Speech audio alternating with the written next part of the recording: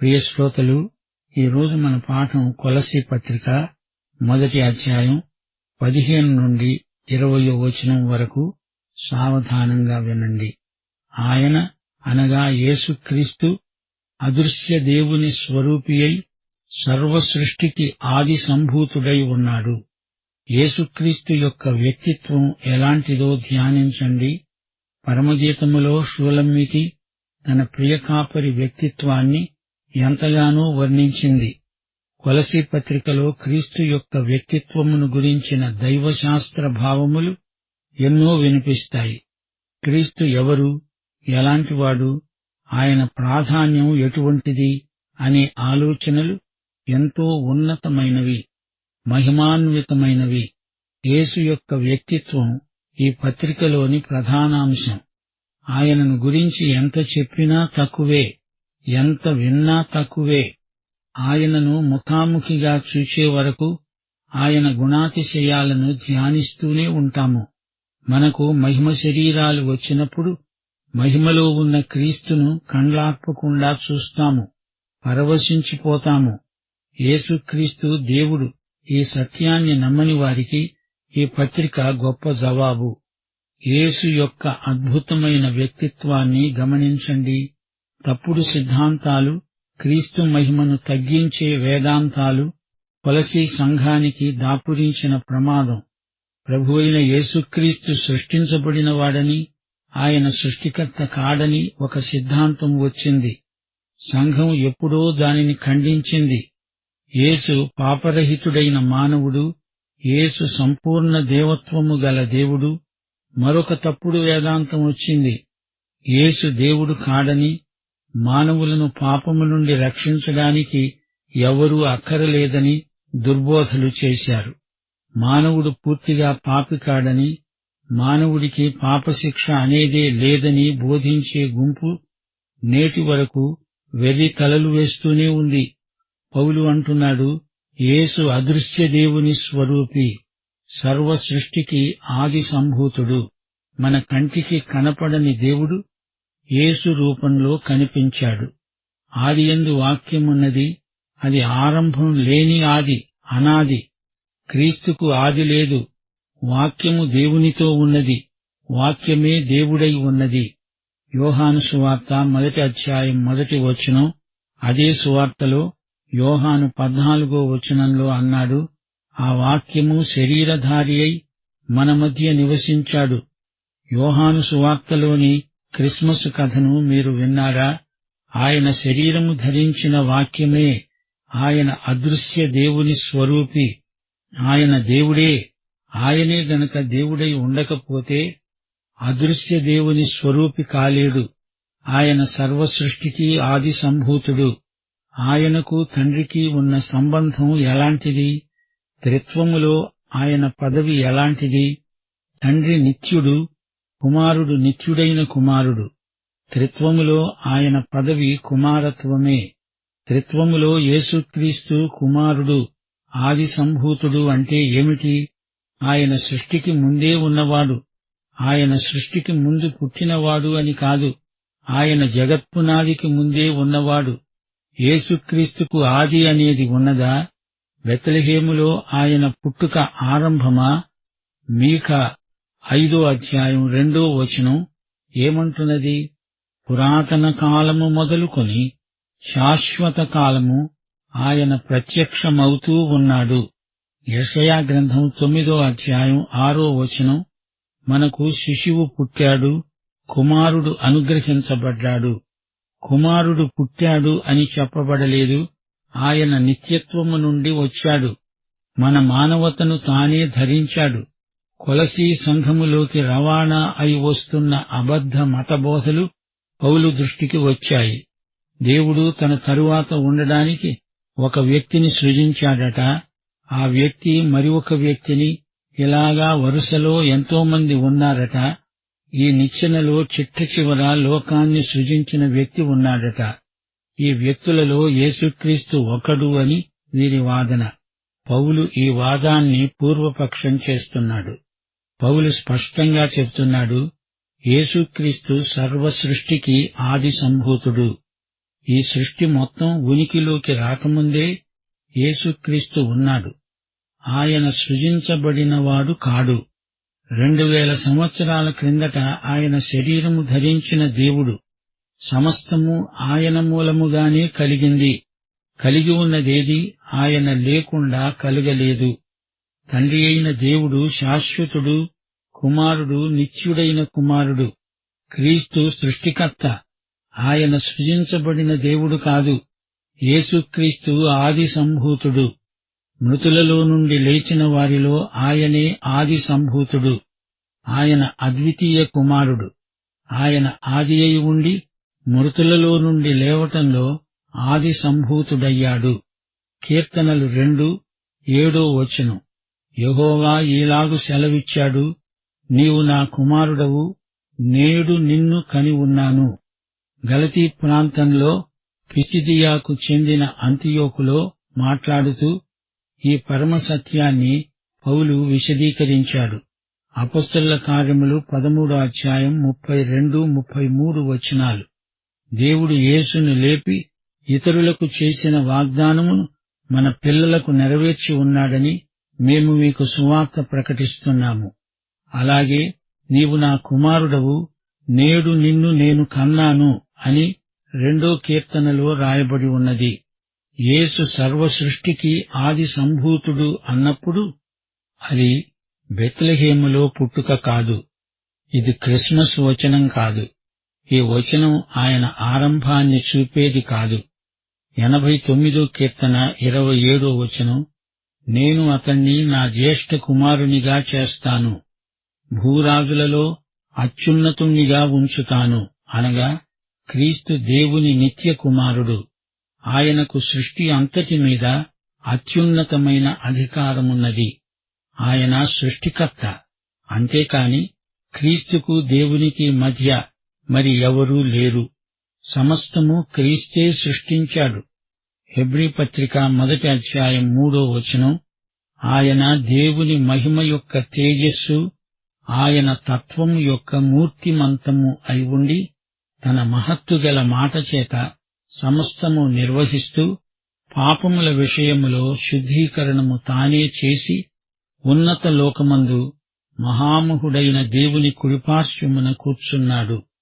శ్రోతలు గమనించండి, యేసుక్రీస్తు అన్నిటికీ అందరికీ పైగా ఉన్నవాడు. త్రిత్వములో ఆయన 2వ వ్యక్తి.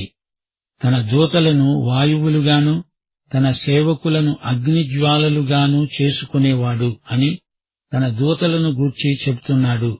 కాని యేసుక్రీస్తు వీరిలో ఒక్కడు కాడు.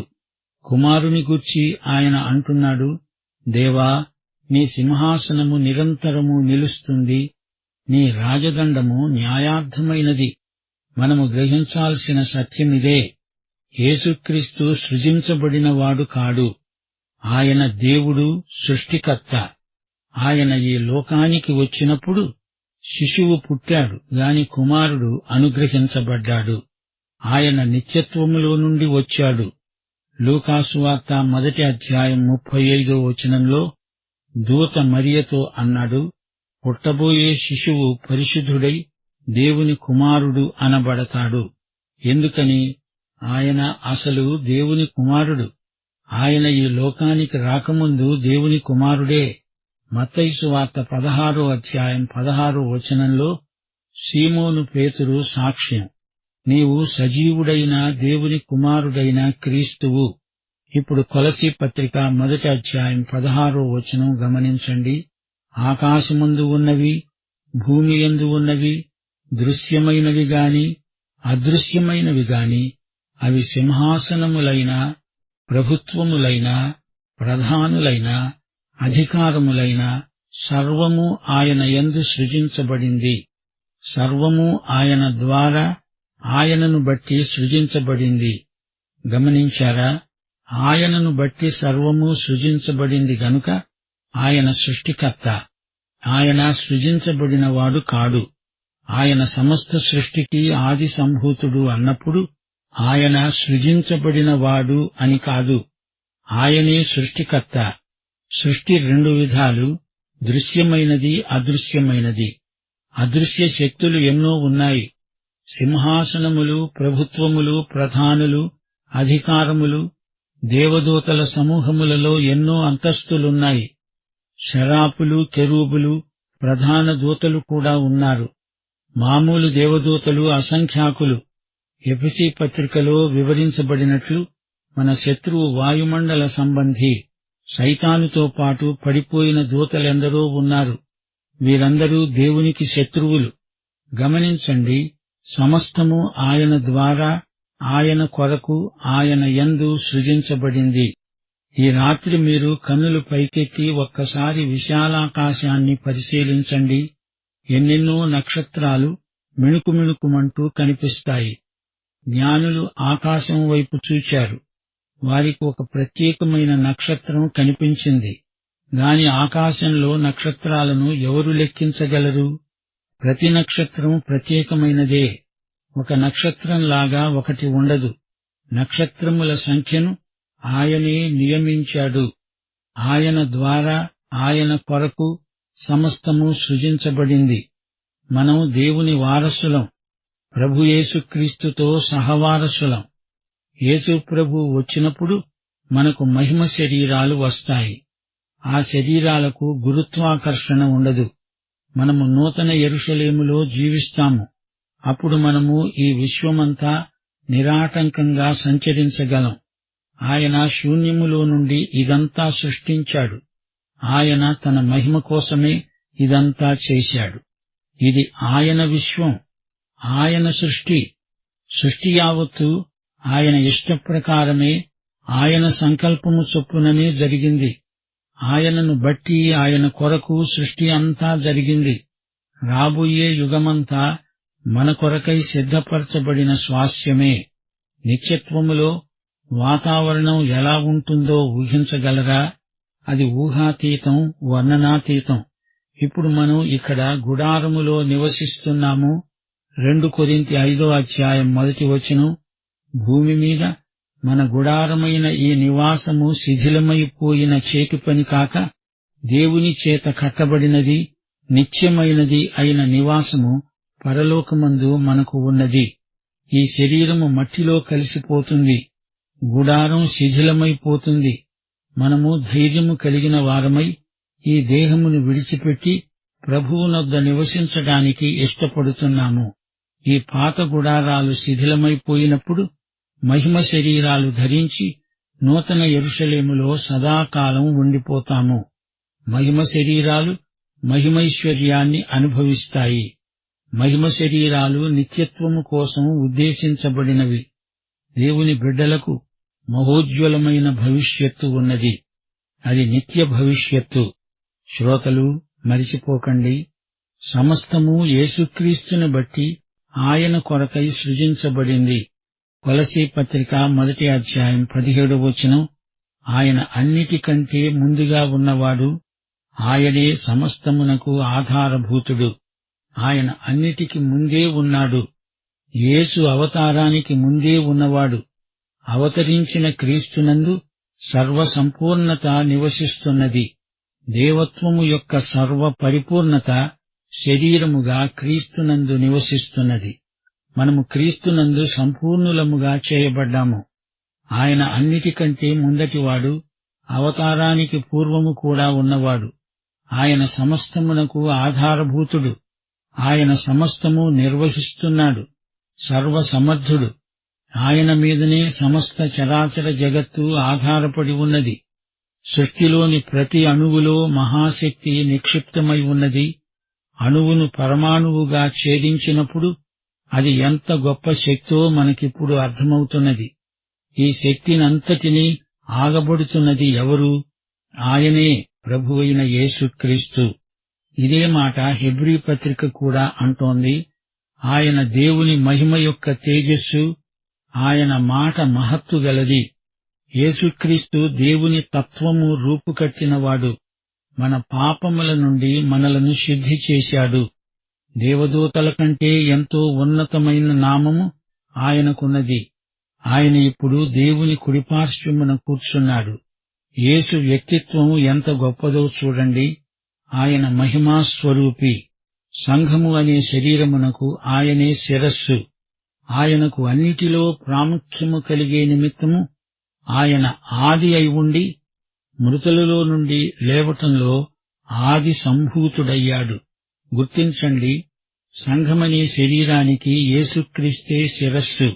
ఎఫెసీ పత్రిక, ఫిలిప్పీ పత్రిక, ఆ తరువాత కొలస్సీ పత్రిక, ఈ 3 పత్రికల్లో ఒకే అంశం ప్రతిపాదించబడింది. ఎఫెసీ పత్రికలో క్రీస్తు శరీరం ఈ లోకంలో ఉంది, శరీరాన్ని గురించి పౌలు మాట్లాడాడు. అయితే కొలస్సీ పత్రికలో శిరస్సును గూర్చి మాట్లాడుతున్నాడు. ఎఫెసీ పత్రిక 1వ అధ్యాయం 22వ వచనం, సమస్తమును ఆయన పాదముల క్రింద ఉంచి సమస్తము పైన ఆయనను సంఘమునకు శిరస్సుగా నియమించాడు. అయితే ఫిలిప్పీ పత్రికలో పాదాలు భూమి మీద నడుస్తున్నాయి. సంఘము యొక్క అనుభూతి ఫిలిప్పీ పత్రికలో చర్చించబడింది. అందులో విశ్వాసి అనుభవమంతా ఇమిడి ఉంది. మృతులలో నుండి ఆయన ఆది సంభూతుడయ్యాడు, పునరుత్థానుడయ్యాడు. మృతులలో నుండి లేపబడిన ప్రథమ ఫలమే యేసుక్రీస్తు. క్రీస్తునందు మృతులైన వారు కూడా లేపబడతారు. 1 కొరింథీ 15వ అధ్యాయం 42వ వచనం, శరీరము క్షయమైనదిగా విత్తబడి అక్షయమైనదిగా లేపబడుతుంది. 1 యోహాను 3వ అధ్యాయం 2వ వచనం, యేసు వచ్చినప్పుడు ఆయన ఉన్నట్టుగానే ఆయనను చూస్తాము గనుక ఆయనను పోలి ఉంటాము. ఆయనకే అన్నిటిలో ప్రాముఖ్యము కలగాలి. పరిశుద్ధ పర్వతమైన సీయోను మీద తన రాజును ఆసీనుడుగా చేశాడు. యేసే ఏకైక రాజు, ప్రభువులకు ప్రభువు. ఆయన యందు సర్వసంపూర్ణత నివసించాలని ఆయన శిలువ రక్తము చేత సంధి చేసి ఆయన ద్వారా సమస్తమును, అవి భూలోకమందున్నవైనా పరలోకమందున్నవైనా వాటినన్నిటినీ ఆయన ద్వారా తనతో సమాధానపరుచుకోవాలని తండ్రి అభిష్టమైంది. ఫిలిప్పీ పత్రికలో క్రీస్తు తనను తాను రిక్తునిగా చేసుకున్నాడు. అయితే ఆయన దేవత్వమును ఆయన విడువలేదు. దేవత్వము యొక్క సర్వసంపూర్ణత ఆయన యందు నివసించింది. యేసుక్రీస్తు 100కి 100 దేవుడు. మరియమ్మ చేతిలో ఉన్న శిశువు కేవలము శిశువు కాడు, సాక్షాత్తు దేవుడు. ఈ పాఠంలో మా శ్రోతలు గమనించాల్సిన 4 విషయాలు: తండ్రికి క్రీస్తుకు ఉన్న సంబంధం, ఆయన అదృశ్య దేవుని స్వరూపి. 2, క్రీస్తే సృష్టికర్త. 3, సంఘానికి ఆయనే శిరస్సు. 4, ఆయన శిలువ రక్తం మనలను దేవునితో సమాధానపరిచింది. ప్రియశ్రోత, నీవు ఈ యేసుక్రీస్తును నీ స్వకీయ రక్షకుడుగా ఎరుగుదువా? ఆయన వ్యక్తిగతంగా నీకు ప్రభువా? అయితే ఈ పాఠమంతా నీకోసమే. పాఠం ఇంతటితో సమాప్తం. మన ప్రభువైన యేసుక్రీస్తు వారి దివ్యకృప, తండ్రి అయిన దేవుని పరమ ప్రేమ, పరిశుద్ధాత్మ యొక్క అన్యోన్య సహవాసము, సమాధానము, సంతోషము, సహాయము మనకందరికీ నిత్యత్వం పర్యంతము తోడై ఉండునుగాక. ఆమేన్.